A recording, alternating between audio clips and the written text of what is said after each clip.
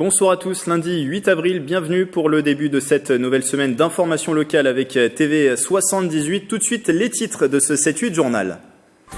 La ville de Guyancourt ouvre 2 nouveaux espaces pour les familles. L'inauguration de ce relais d'assistance maternelle et du lieu d'accueil enfants-parents s'est déroulée samedi. Ils sont situés dans les locaux de l'ancienne PMI, des services nommés en l'honneur de 2 femmes, Madeleine Bress et Joséphine Baker.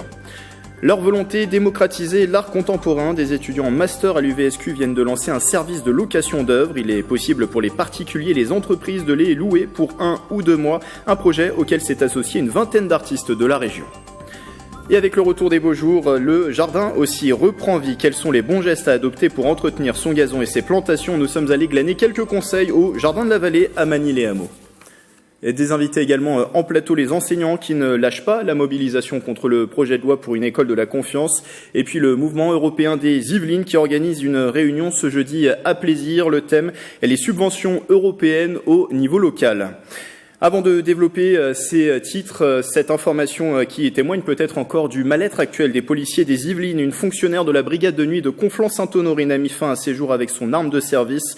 Le suicide s'est produit dans la nuit de samedi à dimanche dans une forêt en Eure-et-Loire. Le corps de l'agent découvert le dimanche matin par ses collègues. Âgée de 37 ans, mère de 2 enfants, elle a laissé une lettre expliquant son geste. L'enquête a été confiée à la brigade de gendarmerie locale. C'est le 4e suicide d'un policier des Yvelines en 1 an, le 3e déjà depuis début 2019. Autres faits qui se sont déroulés également dans la nuit de samedi à dimanche. Une jeune étudiante de 20 ans a été violée près de la gare de Saint-Quentin en Yvelines à Montigny-le-Bretonneux. Vers 2h du matin, un individu d'une vingtaine d'années l'a d'abord agressée avant d'abuser d'elle dans un endroit isolé et de prendre la fuite. La victime a été conduite aux urgences du centre hospitalier de Versailles. La brigade de sûreté d'Elancourt est en charge de l'enquête. 2 nouveaux espaces familiaux à Guyancourt, inauguration samedi dernier du relais d'assistants maternels Madeleine Bress et du lieu d'accueil enfants-parents Joséphine Baker, des sites installés au sein de l'ancienne PMI. Le récit de Nicolas Dandry. 2 femmes engagées auprès des enfants pour 2 espaces familiaux de Guyancourt. D'un côté, Madeleine Bress, premier docteur en médecine devenu pédiatre. De l'autre, l'artiste Joséphine Baker, mère de 12 enfants adoptés. 2 noms donnés au nouveau lieu d'accueil enfants-parents et relais d'assistants maternels. Des espaces inaugurés samedi 6 avril avec la présence de 3 enfants de Joséphine Baker.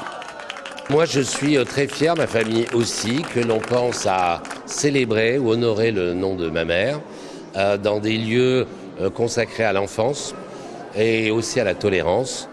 Ces 2 espaces dédiés à la petite enfance et à la parentalité viennent compléter l'offre de services de la commune dans ces domaines. Ça leur permet aussi d'avoir des échanges entre parents et parfois pour certains parents c'est l'occasion de sortir un petit peu de l'isolement quand ils sont un peu seuls chez eux, notamment quand les enfants ne sont pas encore ni scolarisés ou alors dans une structure telle que la crèche. Pour le RAM, ça avait été une demande des assistantes maternelles puisqu'on a une centaine d'assistantes maternelles sur la ville. Aujourd'hui, elles se sentaient démunies pour que leurs enfants puissent avoir un lien, un échange avec d'autres assistantes maternelles. La caisse d'allocation familiale a contribué à ce projet, notamment avec un investissement de 109 000 €. C'est évident qu'on ne peut pas laisser les parents seuls dans cette grande tâche parce qu'on n'est pas parent, on le devient avant toute chose. Ces 2 nouveaux services vont fonctionner en alternance sur le même site. Dans l'actualité du moment, la colère des enseignants toujours présente. Jeudi dernier, les professeurs du secondaire et surtout ceux du premier degré étaient dans la rue pour manifester contre les projets actuels menés par le ministre de l'Éducation nationale, Jean-Michel Blanquer. On en parle avec vous. Bertrand Mesure, bonsoir. Bonsoir. Vous êtes le secrétaire départemental de SNUIPP-FSU, le syndicat d'enseignants du premier degré, SNUIPP-FSU au niveau des Yvelines. Alors, plusieurs motifs pour cette colère. En premier lieu, bien sûr, ce projet de loi pour une école de la confiance. L'objectif affiché par le gouvernement, c'est de relever le niveau global des élèves, mais aussi assurer plus de justice sociale au travers de l'école. D'un point de vue général, pourquoi vous êtes contre ce projet de loi ? Parce que tout simplement, il est à contrario des intentions affichées. Le fait d'établir au travers de ce projet de loi un système à plusieurs vitesses ne peut que renforcer les inégalités qui sont déjà très fortes dans le système français. C'est-à-dire que vous n'êtes pas contre finalement les objectifs, mais plutôt les moyens qu'on se donne pour y parvenir. Qui serait contre les objectifs? C'est manifestement une politique très libérale, ce qu'on appelle une politique de l'offre. dont les études sociologiques ont démontré que, au lieu de diminuer les inégalités, elles ne faisaient que les renforcer. Alors, dans ce projet de loi, plusieurs choses sont prévues. L'instruction obligatoire dès 3 ans, la refonte également de la formation des enseignants et notamment un point qui suscite pas mal de mécontentement, c'est la création des EPSF, des établissements publics des savoirs fondamentaux. Ils regrouperaient autour d'un collège toutes les écoles du secteur, du même bassin de vie qui seraient donc fusionnées dans cet ensemble. Qu'est-ce qui vous inquiète précisément sur ce point ? Alors, les deux choses qui nous inquiètent, la première, c'est le fait que la fusion va faire disparaître en partie la spécificité du premier degré et de l'école maternelle. L'autre élément, c'est que le lien de proximité qui s'établit entre les directrices et les directeurs avec les familles, lui aussi va se diluer dans un ensemble plus vaste. L'autre élément qui est évident, mais que M. Blanquer ne met pas en avant, c'est les économies qu'il va pouvoir réaliser. Il faut savoir que ce type de projet existait déjà sous le gouvernement Sarkozy, à l'époque où M. Blanquer était déjà aux manettes, et ça consistait en fait à donner un pouvoir extrêmement important aux chefs d'établissement, et en particulier celui de pouvoir recruter des contractuels. Vous le dites, moins de proximité, ça veut dire qu'avec ce projet, l'école ne répondrait plus à sa mission de service public ? Alors écoutez, ce qui est certain, c'est que ça va être une école à deux vitesses, comme je le disais tout à l'heure, puisque ça permettra de faire des économies d'échelle, de casser les éléments de périmètre scolaire, et puis d'imposer des modalités de fonctionnement qui ne sont pas celles du premier degré et auxquelles les parents sont particulièrement attachés. Alors on précise juste que dans une lettre adressée aux enseignants, Jean-Michel Blanquer a garanti le maintien de la fonction de directeur des écoles, qui était l'une des inquiétudes affichées, et aussi que la création finalement de ces EPSF dépendrait de la volonté des municipalités, des conseils d'école qui devraient parvenir à des accords pour les créer. Ces précisions, ça ne vous rassure pas ? Pas du tout, parce que déjà nous n'avons plus aucune confiance en ce ministre, et quand il a écrit un courrier au directeur, il s'est appuyé sur la réforme des rythmes scolaires pour dire, par exemple, que l'accord des conseils d'école avait été demandé. Or, c'est parfaitement faux, et il le sait. L'avis des conseils d'école a été demandé, et cet avis, la plupart du temps, a été bafoué. Donc, quand M. Blanquer dit qu'il va mettre en œuvre le même dispositif, c'est-à-dire demander l'accord des conseils d'école pour les EPSF, on ne peut que douter.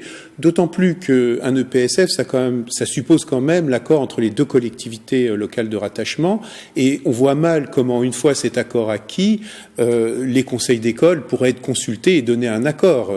Voilà, c'est tout à fait illusoire, et ça relève tout à fait des bobards et de l'embrouille que monsieur, puisqu'il aime bien ce type de terme, que M. Blanquer aime diffuser pour laisser passer ses projets. Alors, sur le calendrier, juste pour préciser que le projet a été adopté en première lecture à l'Assemblée nationale, que les sénateurs vont l'examiner en mai. Qu'est-ce que vous demandez aujourd'hui concrètement ? Qu'il soit tout simplement retiré ? On demande clairement qu'il soit retiré. Il n'y a eu absolument aucune concertation en amont. L'un des articles de loi aussi qui nous inquiète le plus, qui est peut-être pas celui qui est le plus médiatisé, c'est la possibilité de réaliser des expérimentations sans aucune contrainte et sans aucune limite. Ça ne peut qu'appuyer le projet de PSF et également le projet de réforme de la fonction publique, qui lui aussi va permettre d'inscrire les vacataires et puis une case de la fonction publique et des services publics au cœur de l'État. Vous avez pu rencontrer les services de l'éducation nationale sur le sujet pour les services de l'éducation nationale pour l'instant ne se prononcent pas puisque la loi n'est pas votée. J'ajouterais que M. Blanquer s'était promis de ne pas faire de loi. Il en fait une, qui est une vraie caisse à outils qui permettra de réaliser cette école à plusieurs vitesses et de casser le service public d'éducation. Alors sur la mobilisation de jeudi dernier, 2 chiffres forcément, ceux des autorités, 15% de manifestants jeudi d'après le ministère de l'Éducation nationale pour le premier degré, 25% d'après votre syndicat, ça c'est au niveau national. Ce qui est sûr, c'est en tout cas par rapport à la journée du 19 mars, il y a une mobilisation en légère baisse. Est-ce que ça vous inquiète ? Non, au-delà des 30% parce que en mars. Les deux mobilisations étaient extrêmement proches. Ça signifie plutôt que un grand nombre de collègues qui s'étaient mobilisés le 19 mars se sont aussi mobilisés début avril, et ça signifie la grande crainte qu'il y a. J'ajouterais que cette crainte est partagée par les parents, puisque vous n'êtes pas sans savoir que énormément de réunions publiques ont lieu. Nous en avons fait une à Trappes où il y avait une centaine de personnes. Il va y en avoir une à la Verrière. Demain, il y en a une à l'Accueil-les-Yvelines. Tout le monde est inquiet. Les parents également pour les professeurs du second degré. Bien sûr, les professeurs du second degré sont en plein dans la réforme du lycée et dans la réforme de de la voie professionnelle qui manifeste clairement l'impossibilité qu'il y a de mettre en place ces réformes, sauf pour quelques établissements qui vont pouvoir en profiter pleinement, donc pour renforcer, là encore, le caractère inégalitaire des projets de M. Blanquer. D'autres mobilisations prévues? Vous n'avez pas lâché le... Alors écoutez, les mobilisations sont prévues. Demain, jeudi à Trappes, nous allons faire l'enterrement de l'éducation nationale. Vendredi, M. Blanquer vient à Passe des Gendarmes, ça ne s'invente pas. Donc nous irons à son devant pour dire tout le bien, parents et enseignants, que nous pensons de sa réforme. J'ajoute que ça concerne l'ensemble des personnels de l'éducation nationale, premier et second degré. Merci Bertrand Mesure. Je rappelle que vous êtes le secrétaire départemental du SNUIPP-FSU dans les Yvelines. Merci. De l'école à l'université, celle de Versailles-Saint-Quentin, direction sa bibliothèque à Guyancourt, il est désormais possible de louer des œuvres d'art pour 1 ou 2 mois. Les collections de cette première artothèque viennent d'être dévoilées, un service destiné aussi bien aux particuliers qu'aux entreprises. Mélanie Poquier et Aurélie Ronze. Et si ce tableau ou cette photo prenait place temporairement dans votre salon ou dans la salle de réunion de votre entreprise ? Artoshare, une association étudiante de l'UVSQ, vient de lancer un service de location d'œuvres d'art. Sa mission, démocratiser l'art contemporain. Le but, du coup, c'est vraiment de mettre l'art au cœur du quotidien des étudiants, mais aussi des habitants de la ville de Saint-Quentin-en-Yvelines et plus largement des entreprises, puisque notre but, c'est aussi de les toucher. Cette artothèque s'inscrit dans le cadre d'un projet d'étudiants de master en management des organisations culturelles et artistiques. Elle est hébergée au rez-de-chaussée de la bibliothèque universitaire de Saint-Quentin-en-Yvelines. Notre rôle consiste surtout à les aider à pouvoir rencontrer un public. Et donc pour ça, leur mettre à disposition un local, travailler avec eux pour des règles de prêt, pour une organisation administrative qui puisse rendre possible le prêt et la vente des œuvres qu'ils nous présentent. Que l'on soit étudiant, particulier ou une entreprise, le tarif de location d'œuvres d'art varie entre 10 et 1 200 €. Au total, une vingtaine d'artistes contemporains de la région ont collaboré pour enrichir le catalogue. On emprunte bien des livres, alors pourquoi ne pas emprunter des œuvres ? Je trouve que c'est un biais qui est complémentaire à celui de la visite muséale ou d'exposition ou même de l'achat. Moi, j'ai choisi un grand polyptyque en 5 pièces et je l'ai choisi parce que je me suis dit aussi qu'il pourrait être loué en 1, 2, 3, 4 ou 5 pièces selon les espaces où on voudrait le mettre. Espace de découverte, de rencontres et de partage, l'artothèque est ouverte tous les mercredis et samedis de 13h à 16h. Un mot d'économie, Valeo, leader des brevets en France. Pour la 3e année consécutive, l'équipementier automobile arrive en tête du palmarès de l'Institut national de la propriété industrielle avec 1355 brevets publiés en 2018, un travail mené dans l'électrification des voitures, le véhicule autonome et la mobilité digitale. Le groupe compte 59 centres de recherche et développement à travers le monde, dont un qui est situé dans les Yvelines à La Verrière.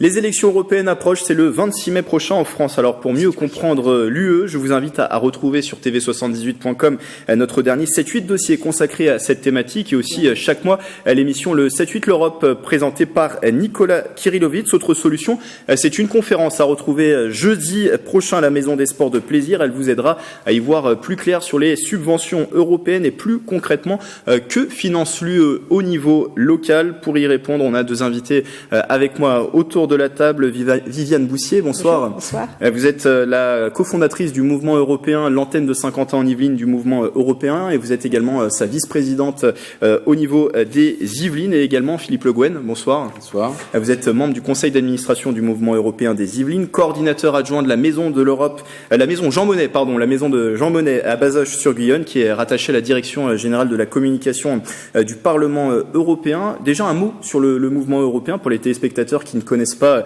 ce mouvement. Quelles sont ses missions ? Eh bien, le mouvement européen est donc né en 1949, après la guerre. C'est un mouvement, disons, pluraliste, transpolitique, qui est un lieu de débat entre tous les courants politiques. Il aide à connaître l'Europe, il organise des débats entre les citoyens, il propose, il informe, voilà ce qu'il est. Et il y a donc 50 sections locales dans le mouvement européen, dont celle de Saint-Quentin, qui est née en février 2018, voilà. Et cofondée par Christian Franck et moi-même. Et donc, depuis cette époque, on organise des conférences, des débats dans le secteur. Et on imagine dans les têtes, forcément, en ce moment, ces élections européennes qui prennent toute la place. Il y a beaucoup d'événements qui se multiplient en ce moment pour parler de l'Europe, pour parler de l'Union européenne. Ça commence. Et écoutez, c'est lancé. Vous savez que le 26 mai, en France, nous serons appelés aux urnes pour renouveler les députés européens français. Bon, cette année, pour ces élections, c'est le choix qui a été fait par le gouvernement, c'est d'avoir une liste nationale. Une seule circonscription. Une seule circonscription, celle de la France. Bon, avec évidemment une pluralité de partis politiques. Donc, on s'est aperçu quand même, et avec le mouvement européen et nous-mêmes à la Maison Jean Monnet, qui accueillons beaucoup le public, que les citoyens connaissent peu, voire pas du tout, le fonctionnement du Parlement européen, qui pourtant vote les lois européennes qui s'appliquent dans tous les États membres, qui sont transposées dans le droit des Français en particulier, de droit des États membres.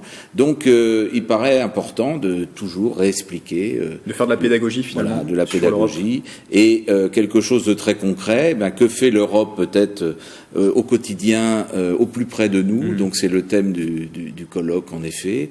Je suis habitant de Saint-Quentin-en-Yvelines. Que fait l'Europe pour moi? Que fait l'Europe? Comment se traduisent les subventions au niveau local? Quel financement existe?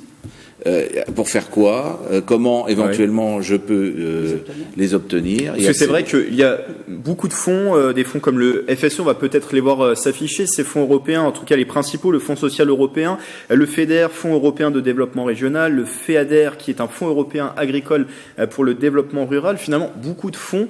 L'idée, c'est aussi de les rendre plus lisibles, ces fonds. C'est pour ça c'est aussi ça les objectifs de cette conférence. Oui, les rendre plus proches des citoyens. C'est-à-dire que on peut se demander, bon, finalement, j'habite là dans cette rue. Qu'est-ce que fait l'Europe en face de chez moi, de l'autre côté de la rue? Eh bien, l'Europe peut très bien, à travers les fonds que vous avez cités, notamment le Fonds de développement régional, cofinancer des mesures pour la rénovation de l'habitat, pour le rendre plus conforme aux normes environnementales, peut très bien avec le FSE, finalement créer des emplois avec des start-up qui peuvent être justement en face de chez moi et qui peuvent me rendre un service. Et puis aussi réaménager le territoire. On est dans une zone évidemment ici qui est proche aussi du monde rural. Eh bien le FEADER, ça vient aussi réorganiser l'agriculture de demain, la repenser pour en faire des agriculteurs, des développeurs du territoire. Favoriser aussi peut-être la transition écologique, la transition énergétique. Tout à fait, puisque ce sont tous ces fonds servent finalement sur le terrain à cofinancer des mesures qui sont décidées dans les grandes politiques européennes qui se traduisent ensuite dans les États membres par des programmes d'action, et ces programmes d'action sont cofinancés par l'Europe. Je dis bien cofinancement, il faut évidemment aussi obtenir des fonds publics ou privés français. Alors justement, pour terminer, Viviane Boussier, si on prend l'exemple de Saint-Quentin-en-Yvelines, quel type de projets ont pu être financés grâce à l'Europe? Quels exemples vous pouvez nous donner? Eh bien, écoutez, des projets, il y en a pas mal. Disons que, et pour compléter un petit peu, en plus des fonds, il y a aussi tous ces programmes communautaires auxquels il faut les ajouter, jusqu'au Erasmus, qui, je crois, va doubler ou tripler dans la période qui vient, donc qui touche les étudiants de Saint-Quentin, puisqu'il y en a, je crois, 100 par an qui partent à peu près depuis Saint-Quentin, sans compter tout ce qui est aussi programme pour les plus démunis, dont on parle très peu, et qui existe aussi, qui finance aussi bien le Restos du Cœur que la Croix-Rouge. Mais pour en revenir donc à votre question de façon plus pratique sur les fonds européens, donc Saint-Quentin soutient 4 axes. Aide à la création d'entreprises, c'est ainsi qu'elle intervient sur Skicube, qui est l'incubateur des startups de Saint-Quentin. Donc dans cette optique que tu disais, c'est-à-dire soutenir l'innovation, la croissance, les jeunes startups, ça contribue à l'égalité des chances. C'est un des axes forts de Saint-Quentin dans ce domaine. Contre la fracture numérique, c'est le cas par exemple pour campus numérique. C'est le cas pour Guyancourt, avec son espace public numérique. Et un dernier exemple, puisqu'on arrive à la fin de cet entretien. Ouais. Pour compléter peut-être ce que tu disais, la rénovation thermique pour les logements, il y a eu, je crois, 2 programmes sur Montigny, un programme sur Trappes, si mes souvenirs sont bons, un programme sur Guyancourt, avec des sommes assez conséquentes pour terminer ces exemples dans un autre domaine. Il faut venir du coup à cette conférence qui se déroule ce jeudi à 18h à la Maison des Sports de Plaisir. Alors je précise que c'est derrière le centre sportif Pierre de Coubertin. Toutes les informations sur le site du Mouvement européen des Yvelines et vous pouvez réserver via le lien qui s'est affiché durant cet entretien. Merci. Et c'est à 18h. C'est à 18h. Merci Viviane Boussier. Merci à vous. Philippe Le Guen d'être passé sur ce plateau. Et direction Poissy à présent où des CHAS, des classes à horaires aménagés sportives ouvriront dès la rentrée de septembre. La cité scolaire Le Corbusier accueillera 50 jeunes, dans un premier temps uniquement sur le secteur Pissiaquais. À terme, ce sont 200 jeunes qui pourront intégrer ces classes. Ils pourront y suivre une scolarité normale au collège ou au lycée avec 3 après-midi libres par semaine pour s'adonner à la pratique sportive. 13 disciplines sont concernées, du handball au football en passant par le kung-fu ou encore le triathlon. L'objectif, c'est de faire réussir ces élèves dans leur scolarité tout en continuant leur projet sportif. Une idée qui est née entre la mairie et l'établissement scolaire où pas moins de 18 sportifs de haut niveau sont passés. Les propos sont recueillis par Mickaël Elmidoro. Nous avons un environnement et des structures sportives autour de Poissy et sur Poissy relativement intéressantes, et notamment le club de triathlon. Et ces jeunes ne bénéficient pas d'un temps suffisant d'aménagement pour s'entraîner correctement et avoir, j'ai envie de dire, un palmarès ou un parcours encore plus ambitieux. Donc la réflexion a été de voir comment est-ce que nous pouvions concilier l'activité sportive et la réussite scolaire en aménageant un emploi du temps. Le temps est un critère très important pour le parcours des jeunes, pour le parcours de leur double projet. On s'aperçoit rapidement que lorsqu'un sportif veut aller vers l'excellence sportive, la condition du projet scolaire est rapidement mis en difficulté. Donc si le temps est étudié, optimisé et bien calibré avec le soutien des associations, la réussite du parcours sportif du jeune devient tout de suite une évidence.